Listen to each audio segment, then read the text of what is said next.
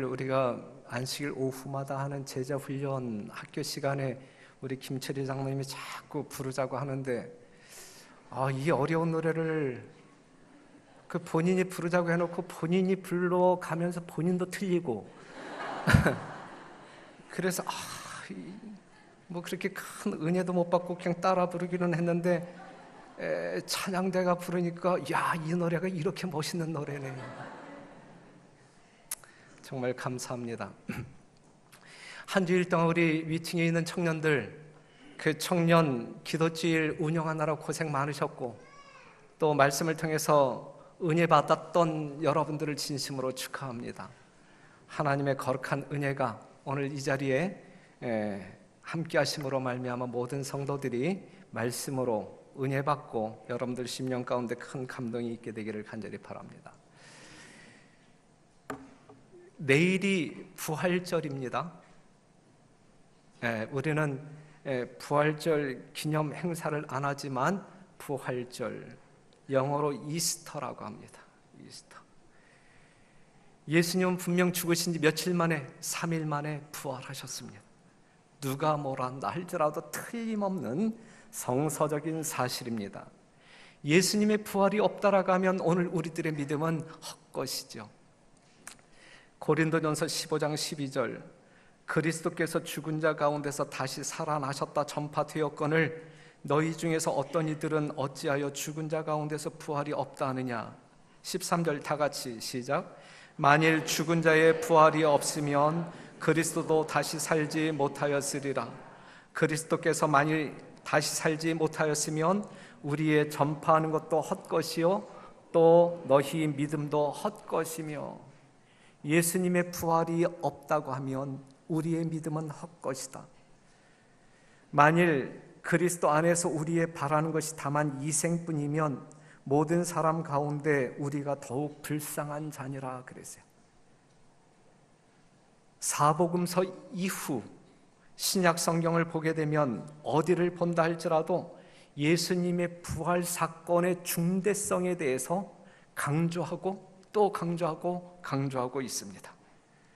하지만 분명한 사실은 부활절 기념 예배에 대해서는 한마디 언급이 없다라고 하는 사실도 오늘 이 시간 우리는 기억해야 할 것입니다.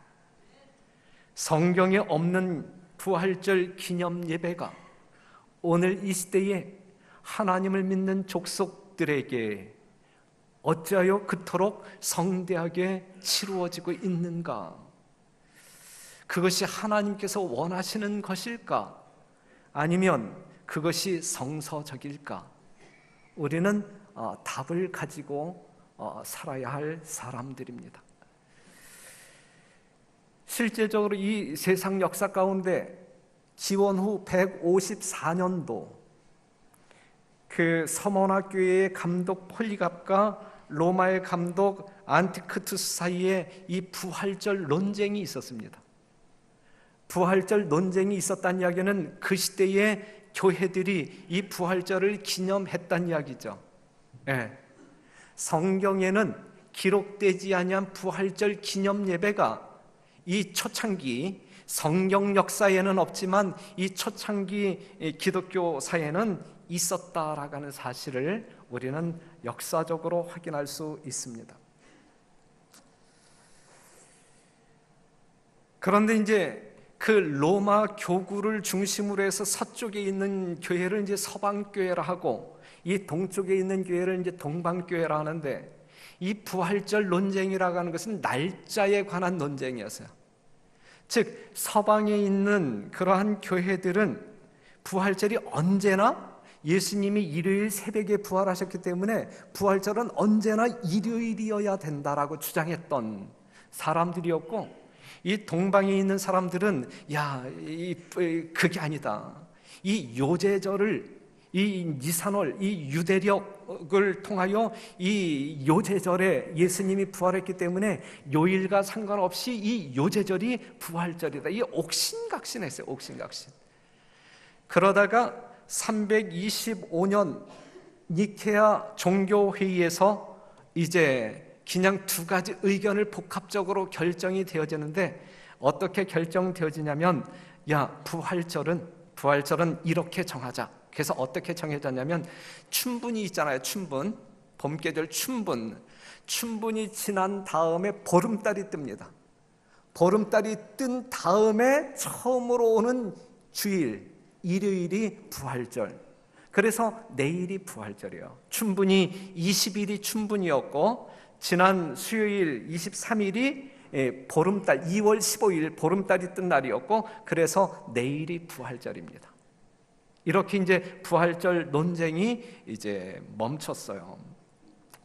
그런데 이제 영국의 저명한 신학자 뉴만의 이야기를 듣는다라고 하면, 교회 통치자들은 초기부터 필요한 경우라면 식자층의 철학뿐만 아니라 대중의 기존 의식들과 관례들을 채용하고 모방하였다.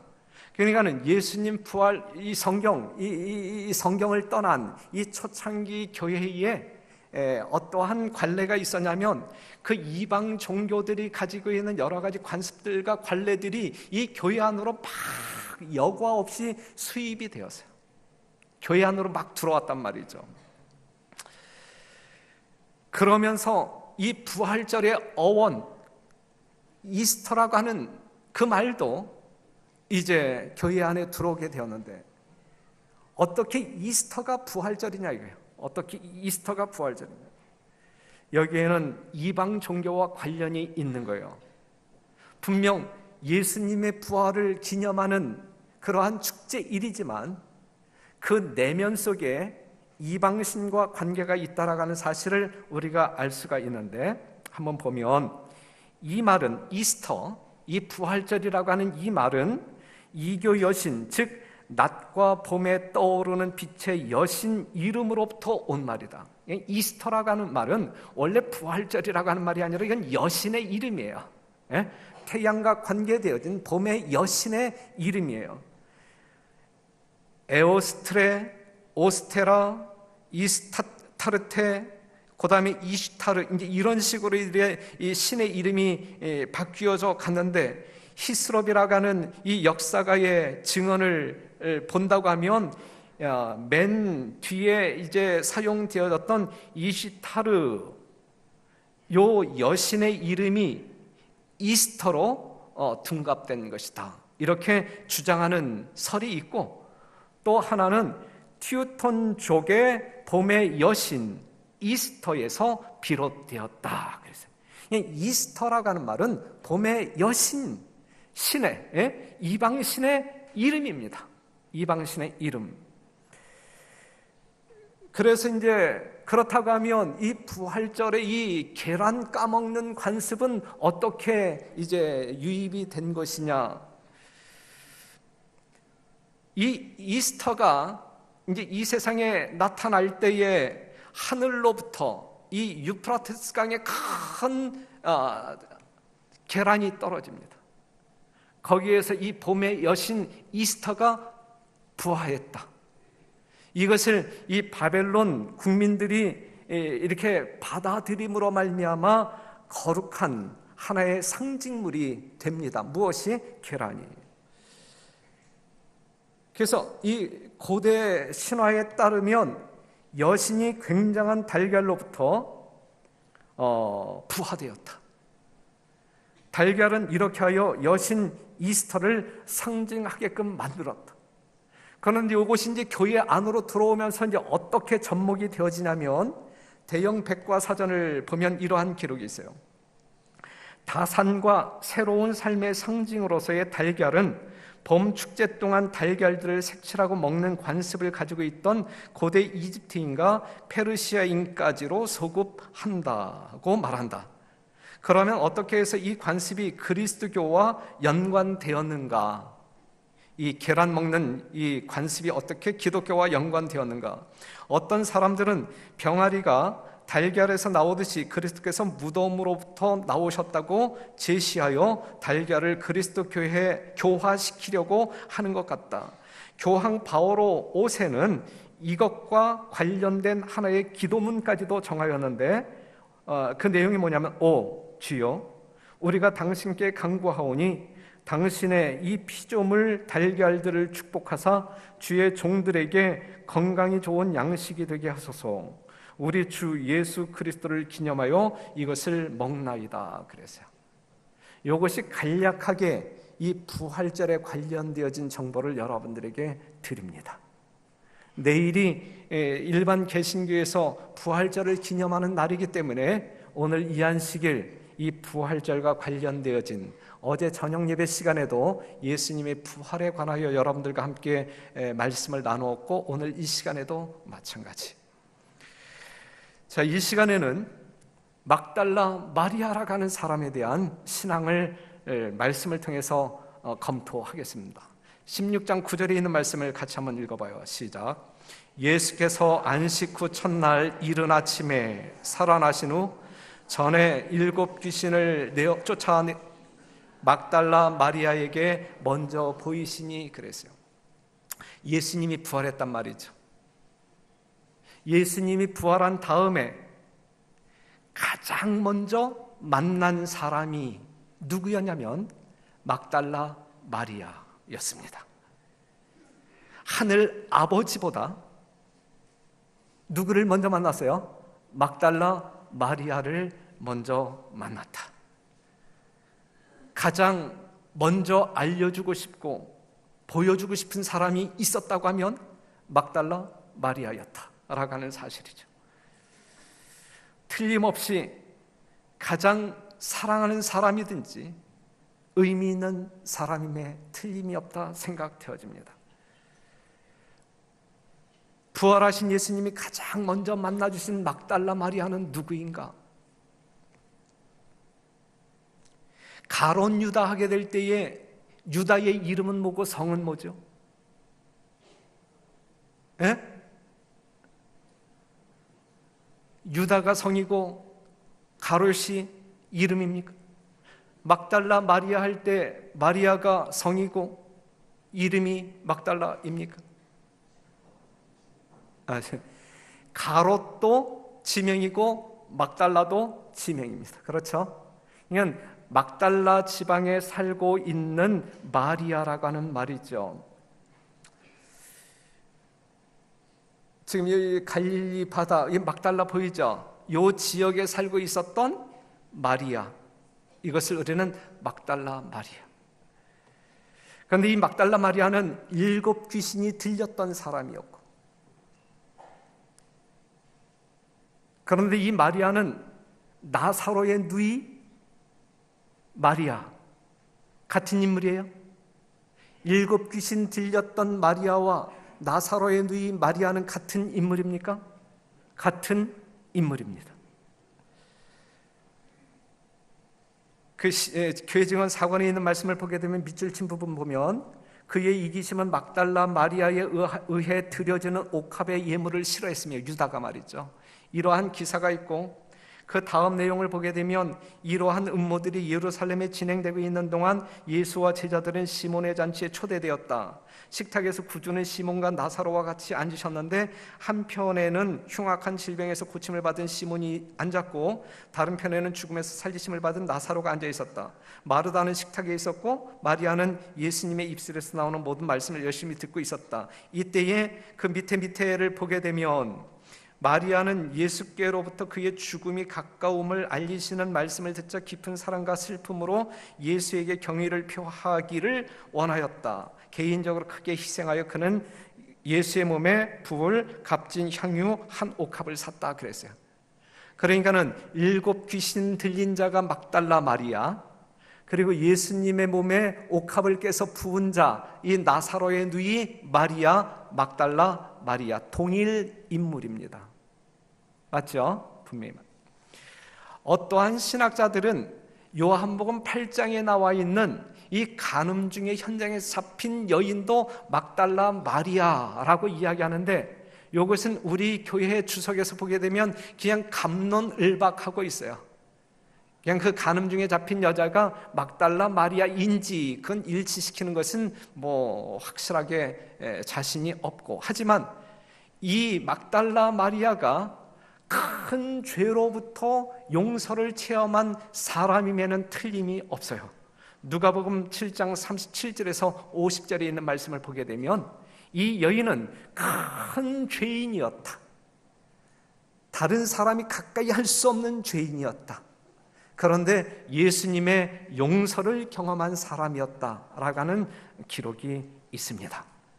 이러한 막달라 마리아, 예수님이 부활해서 가장 먼저 만난 막달라 마리아는 도대체 어떠한 신앙인이었기 때문에 예수님이 일어나자마자 그 여인을 만나 주었을까?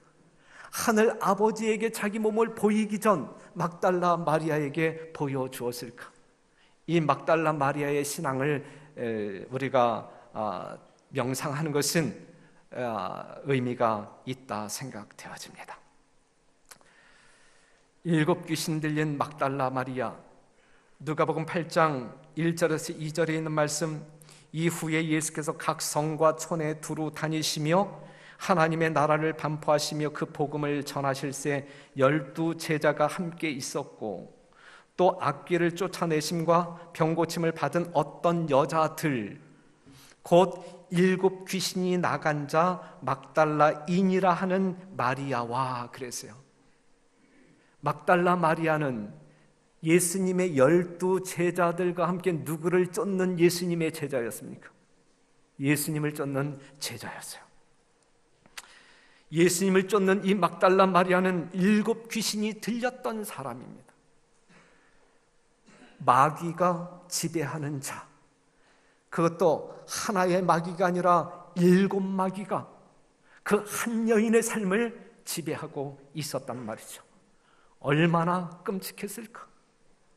말도 행동도 자기 뜻대로 되지 않고 마귀의 뜻대로 움직이는 그 일생이 얼마나 비극적이었을까? 생각해 볼 수 있겠죠. 마태복음 12장 45절, 이에 가서 저보다 더 악한 귀신 7을 데리고 들어가서 거하니 그 사람의 나중 형편이 전보다 더욱 심하게 되느니라.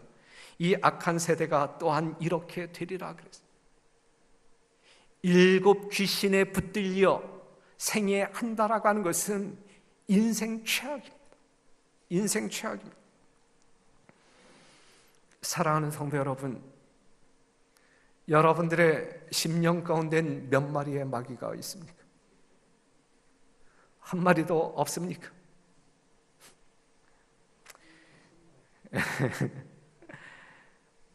그런데 이 7 귀신에 붙잡혀 살던 마리아가 누구를 만남으로, 예수님을 만남으로 말미암아 인생 반전이 일어납니다. 마귀를 멸하시는 예수님을 만나면서 그는 진정 자유가 무엇인지 맛보아 알게 됩니다. 마귀가 아무리 강해도, 아무리 많다 할지라도 예수님 앞에는 썩은 동아줄에 불과한 거예요. 아무 소용이 없는 거예요. 뱀의 머리를 박살내는 여자의 후손 예수 그리스도 앞에서 마귀는 아무 힘을 쓰지 못합니다. 히브리서 2장 14절, 자녀들은 혈육에 함께 속하였음에 그도 또한 한 모양으로 혈육에 함께 속하심은 사망으로 말미암아 사망의 세력을 잡은 자 곧 마귀를 없이 하시며 또 죽기를 무서워함으로 일생에 매여 종노릇하는 모든 자들을 놓아주려. 누가 오셨어요? 여인의 후손 예수 그리스도가 이 땅에 오신 것입니다. 사랑하는 성도 여러분, 마귀의 머리를 상케하시는 예수 그리스도가 있음으로 말미암아 마귀의 지배받는 그러한 백성이 아닌 마귀를 멸하는, 용과 더불어 싸워 승리하는 우리 별내교회 성도 여러분 되시기를 간절히 바랍니다. 마리아가 만난 그 예수님을 만남으로 말미암아 마귀로부터, 마귀의 유혹으로부터, 죄로부터 자유함을 누리는, 그리하여 예수님의 진정한 제자의 삶을 영위하게 되시기를 간절히 바랍니다. 예수님을 만난 마리아는 그 후 예수님의 제자가 되는 거예요. 우리가 요한복음 8장 44절에 있는 말씀을 보게 될 때에 이 막달라 마리아는 마귀처럼 말하고 살았던, 마귀처럼 말하고 마귀처럼 행동했던 그러한 사람이었어요. 하지만 예수님을 만난 이후 그는 예수님처럼 말하고 예수님처럼 행동하는 사람으로 바뀌어집니다. 예수님을 만난 우리들임에도 불구하고 모양은 양인데 용처럼 말한다라고 하면 이것은 상당히 어색한 것입니다. 그렇죠? 오늘 이 자리에 앉아 계신 우리 별내교회 성도 여러분, 우리는 분명 누구를? 마귀를 멸한 예수님을 만난 예수님의 제자들 아니겠습니까? 그렇기 때문에 예수님의 마음이 우리의 마음을 지배하고 있는 것 아니겠습니까? 그렇다고 하면 우리들의 삶의 모습은 예수님처럼 말하고 예수님처럼 행동하는 것이 옳다 생각되어집니다. 저는 분명히 그렇게 생각합니다. 여러분들의 삶이 그렇게 이루어지게 되기를 간절히 바랍니다.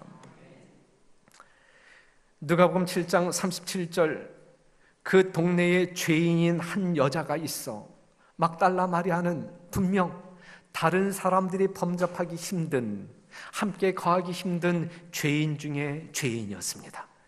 하지만 48절에서 이에 여자에게 이르실 때 내 죄 사함을 받았느니라, 죄의 용서가 선언되어지죠. 50절, 예수께서 여자에게 이르실 때 내 믿음이 너를 구원하였으니 평안히 가라 하시니라. 예수님의 용서를 체험한 그의 심령 가운데 말할 수 없는 하늘의 평안이 그의 심령을 지배하게 됩니다. 그래서 그의 삶이 달라지지요. 정말 7 귀신 들린 여자처럼 살지 않았고, 다른 사람들이 혐오하게 생각하는 죄인처럼 살지 않았고, 예수님 안에서 완전한 평안을 찾은 진정한 자유부인으로 살았다라는 사실, 우리가 생각해 볼 수 있어요. 그러한 여인은, 그러한 사람들은 예수님을 따르는 삶을 살게 됩니다. 7 귀신에게 붙잡혀 살았을 때에는 극악한 죄인이었지만 예수님께 붙잡혀 사는 마리아는 용서받고 예수님의 제자가 되었다는 말씀이죠. 무한한 은혜와 사랑 가운데 자유하였고 진리 안에서 자유를 만끽했습니다. 늘 감격하는 삶이 그녀의 삶이 되었다는 말씀이죠. 예수님과 사는 것이, 예수님과 더불어 사는 것이 편하고 행복했어요. 정말 그는 예수님과 더불어 사는 것이 너무너무 편하고 너무너무 행복했어요. 그래서 그녀는 늘 예수님을 따라 다닐 수밖에 없는 그러한 삶을 살았던 것입니다. 여러분들의 삶이 그러한 삶이기를 간절히 바랍니다. 세상 다른 어떠한 것보다 오늘 수많은 성도들이 하나님의 말씀을 암송하며 그 가운데서 진정한 기쁨을 경험하였던 것처럼 여러분들이 예수님과 더불어 사는 것보다 나에게 더 큰 평안은 없고 더 큰 기쁨은 없고 더 큰 행복이 없다라고 공언할 뿐만 아니라 경험하는 성도들이 될 때에 우리는 이 땅에서 천국을 경험하는 백성이 될 것입니다. 그래서 그녀는 늘 예수님을 따라다니는 제자가 되었다는 말씀입니다. 그래서 우리 예수님께서는 이 땅에 생애하시는 동안에 인간적인 위로가 필요할 때 누구의 집을 찾았다 그랬어요? 나사로의 집, 마리아의 집을 찾았다 그랬어요. 예수님과 마리아가 만났을 때 마리아도 편했고 예수님도 편했어요. 이 세상 어떠한 사람들보다 예수님은 이 나사로의 가족들과 함께 있는 것이 편했단 말이죠. 사랑하는 성도 여러분, 여러분들의 삶 가운데 여러분들이 예수님과 함께 거할 때 진정 편함이 느껴지게 되기를 바라고, 우리 예수님 또한 여러분들과 함께 있을 때에 최고로 편한 그러한 분위기를 간절히 바랍니다. 그래야 우리가 하늘에서도 영원한 삶 가운데 그러한 관계가 이루어지는 것 아니겠습니까? 오늘 예수님과 더불어 있는 것이 불편하다라고 하면, 하나님의 말씀과 더불어 사는 것이 불편하다라고 하면, 우리가 하늘에서 그 예수님과 살 때에, 예수님 이 땅에 오셔서 우리가 하늘에 갈 때에 불편함이 없을까? 분명 불편함이 있을 것입니다.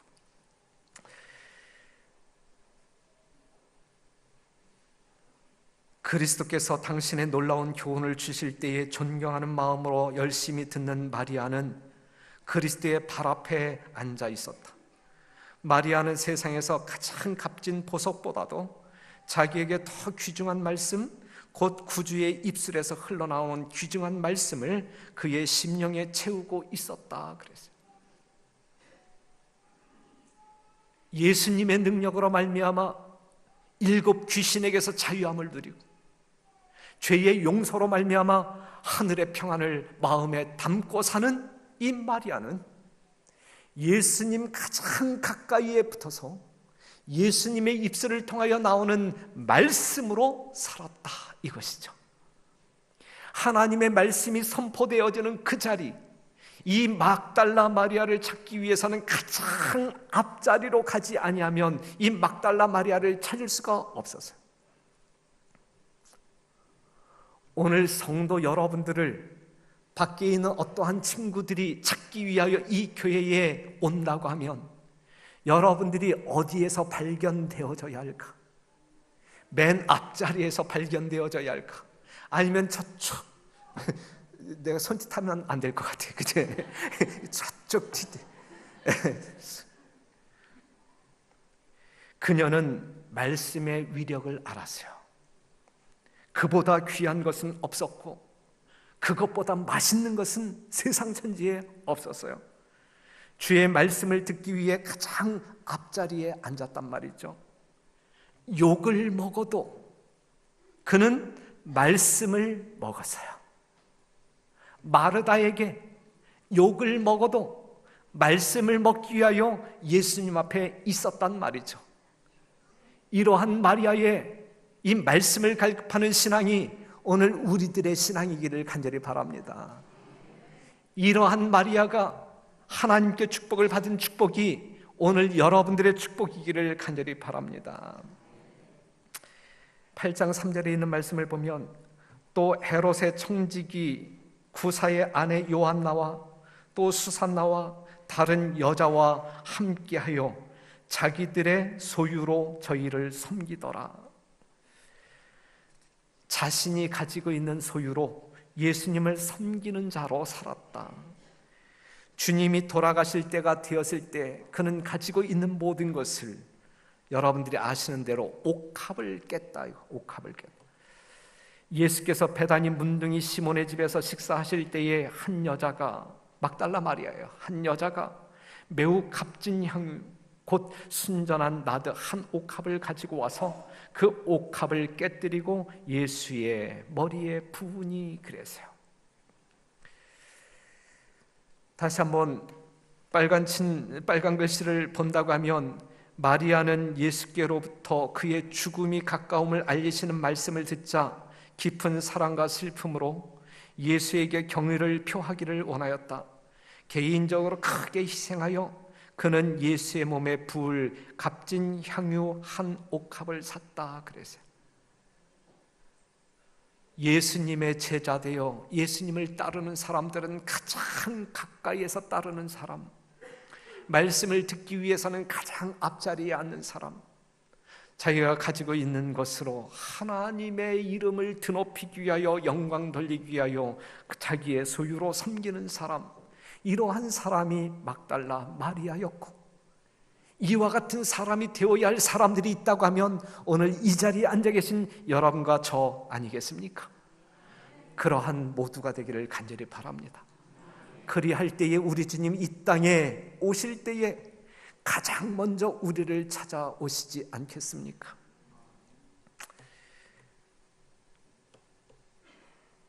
마가복음 15장 39절에 있는 말씀을 같이 한번 읽겠습니다.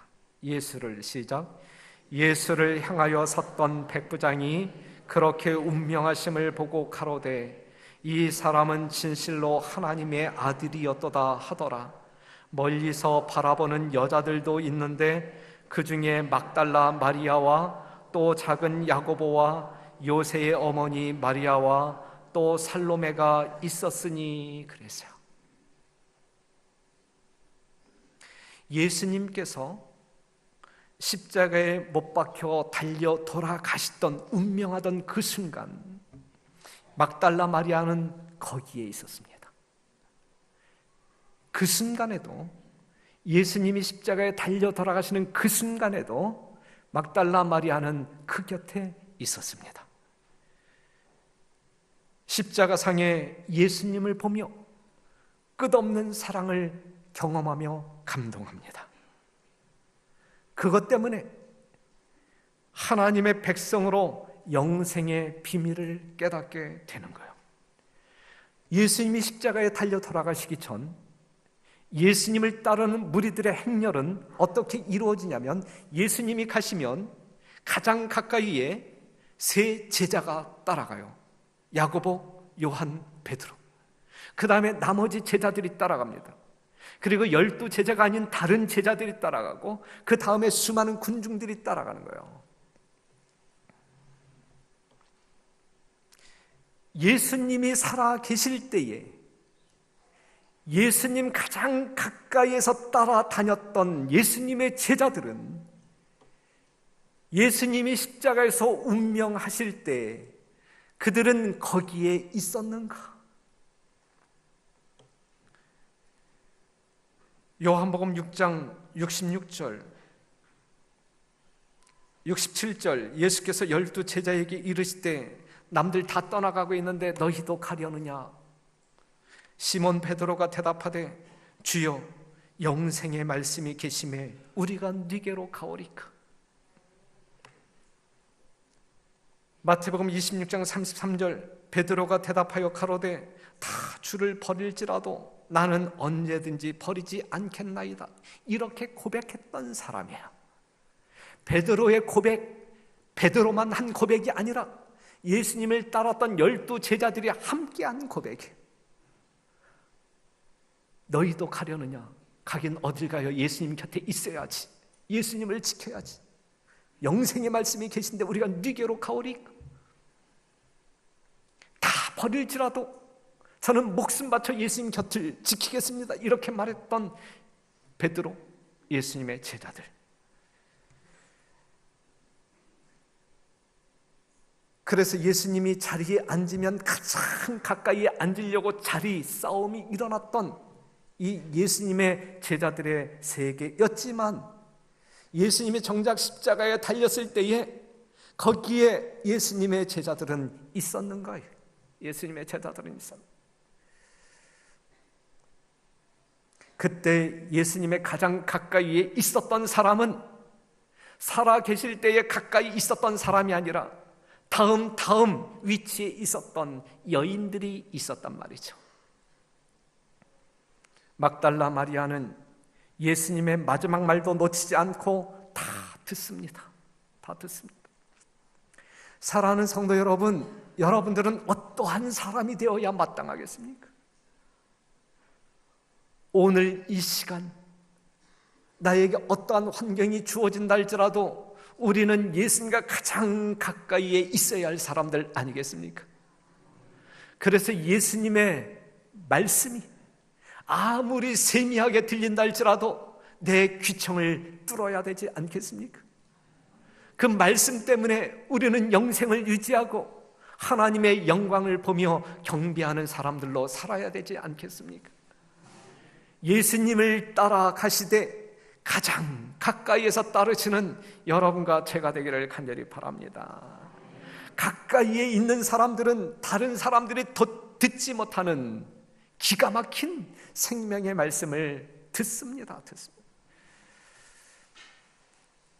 그녀는 예수님께서 엘리 엘리 라마 사박다니 고통의 부르짖음을 들으면서 큰 감동을 받습니다. 예수님을 비웃는 사람들의 모욕적인 소리를 들으면서도 끝까지 그들을 위하여 용서하시는 예수님의 모습을 보면서 그녀는 큰 감동을 받습니다. 내가 목마르다라고 하는 인간적인 고뇌의 소리를 들으면서 정말 자기와 똑같은 성정을 가지신, 그래서 나와 똑같은 고통을 경험하시면서도 나를 위하여 죽으시는 그 예수님의 모습을 보면서 그는 말할 수 없는 감동을 받습니다. 막달라 마리아는 바로 그러한 위치에 있었습니다. 그녀는 예수님을 따라가되 끝까지, 다른 제자들은 도망친 그 순간에도 끝까지 예수님을 따르는 자, 예수님의 십자가 밑까지 따라왔다라는 사실을 알 수가 있어요. 비록 예수님의 고통에 동참하지만 그 고통 가운데 남들이 알지 못하는 감동을 경험합니다. 마가복음 15장 47절, 때에 막달라 마리아와 요새의 어머니 마리아가 예수 든 곳을 보더라. 예수님의 무덤까지 쫓아갑니다. 예수님의 무덤까지 쫓아갑니다. 시신이 안치된 곳까지 와서 그 마지막 장면을 목격합니다.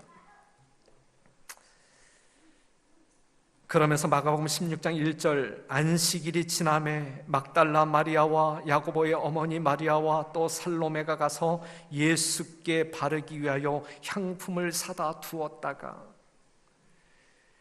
예수님에게 드리고자 하는 향품일지라도 안식일 시간 속에 매매 행위하지 않았어요.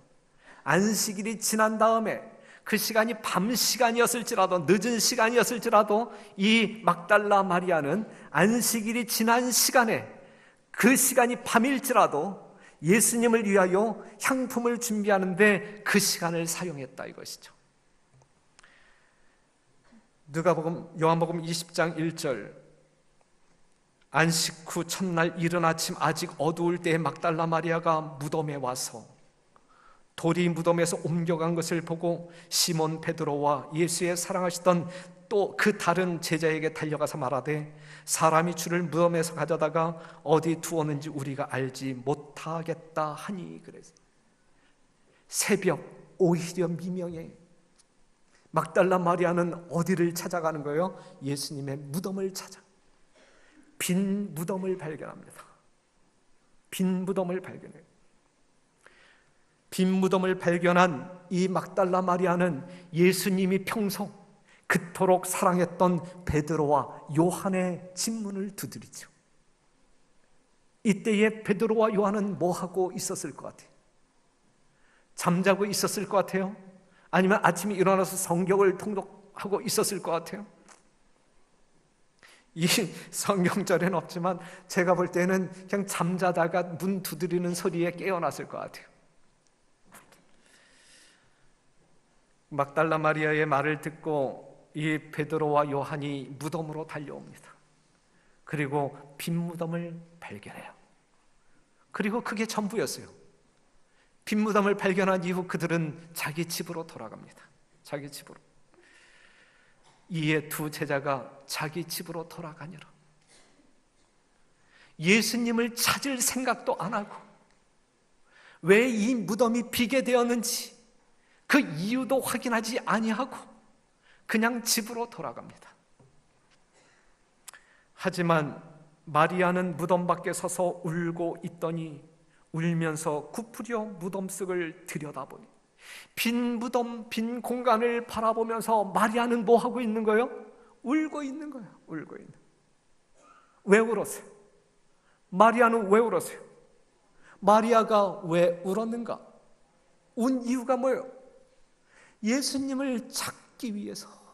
예수님을 찾기 위해서. 예수님을 잃어버려서는 안 되니까. 예수님이 없어서는 안 되니까. 예수님이 있어야만 하니까. 그래야 자기가 살 수 있으니까.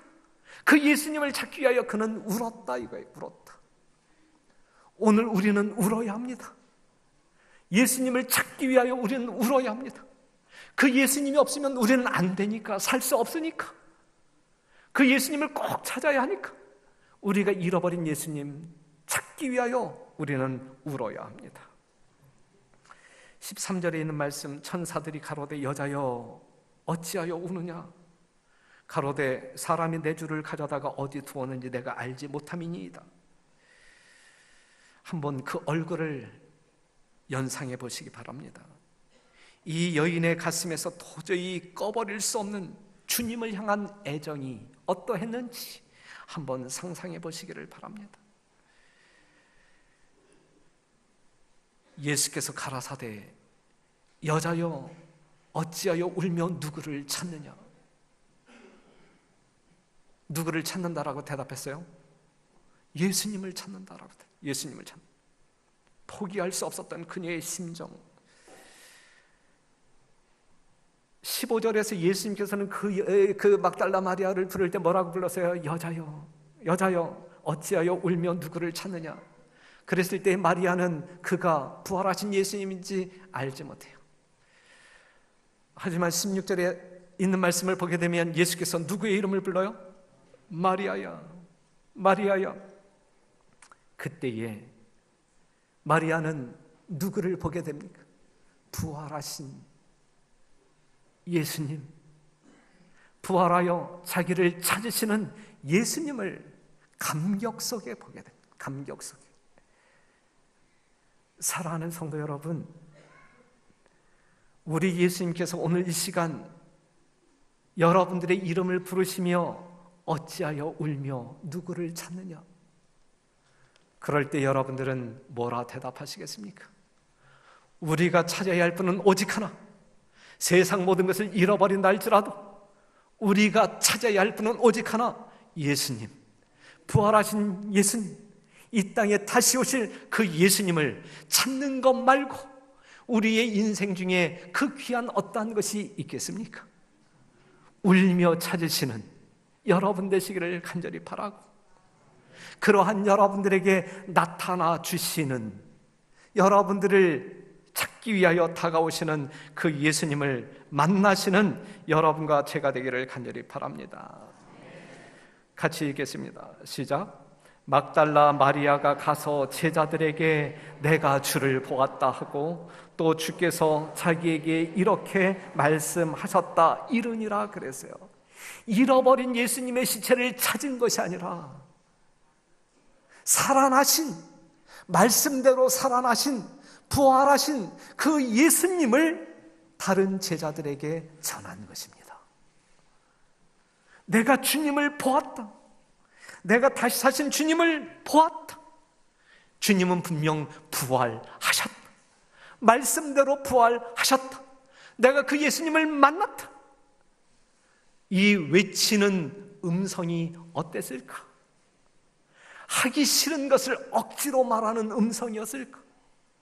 말할 수 없는 감격, 억누를 수 없는 심령으로 외쳐대는 외침이었을까? 분명 후자였습니다. 오늘 여러분, 제가 외쳐야 할 영원한 복음, 예수님의 재림을 알리는 기별은 그러한 심령으로 외쳐져야 할 복음입니다. 그렇게 외치시는 여러분과 제가 되기를 간절히 바랍니다. 하나님을 믿는 대부분의 사람들은 내일 부활절 기념 예배에 남다른 의미를 가지고 참여할 것입니다. 부활절 축제에 참여하는 무리지어가는 그 영혼들을 보면서 여러분들은 무엇을 생각하셔야 되겠습니까? 마가복음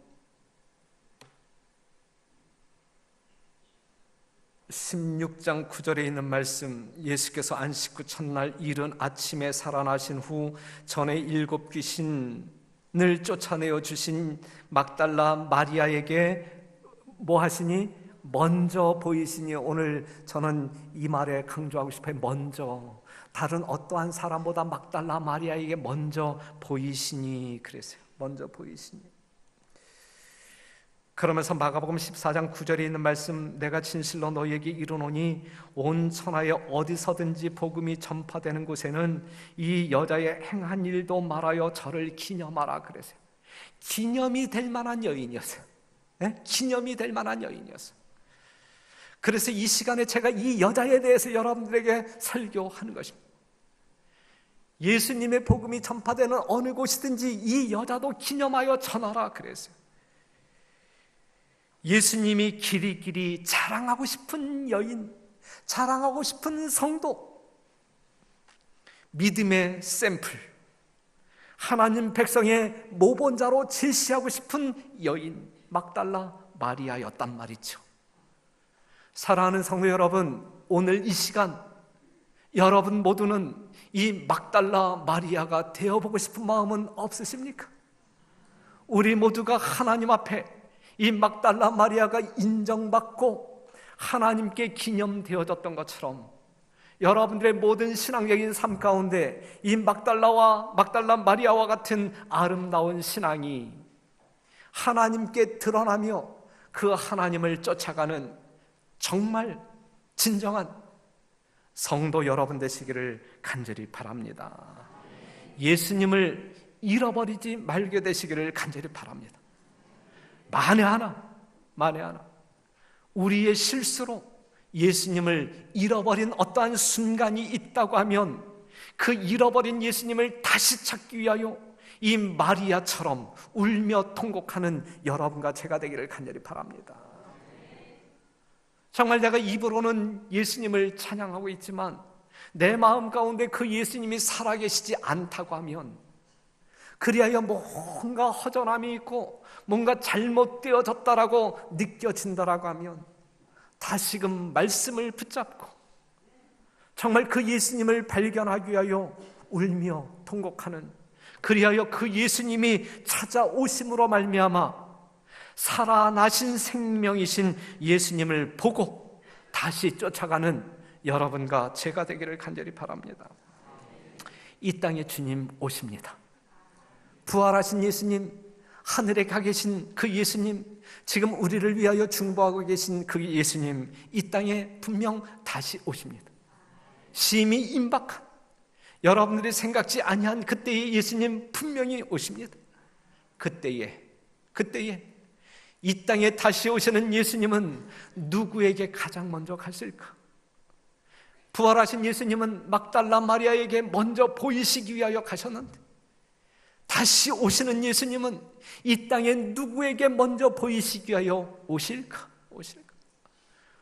오늘 이 자리에 있는 여러분들에게 먼저 찾아가시는 재림 예수이기를 간절히 바랍니다. 요한복음 4장 23절에 있는 말씀을 같이 읽고 마치겠습니다. 시작. 아버지께 참으로 예배하는 자들은 신령과 진정으로 예배할 때가 오나니 곧 이때라. 아버지께서는 이렇게 자기에게 예배하는 자들을 찾으시느니라. 신령과 진정으로 예배하는 자들을 찾기 위하여 이 땅에 오시는 예수님에게 가장 먼저 발견되어지는 여러분 되시기를 간절히 바랍니다. 막달라 마리아의 삶을 묵상한 여러분들의 삶이 막달라 마리아와 같이 아름다운 신앙으로 승화하는 이 안식일 되기를 간절히 바라면서 말씀을 마치겠습니다.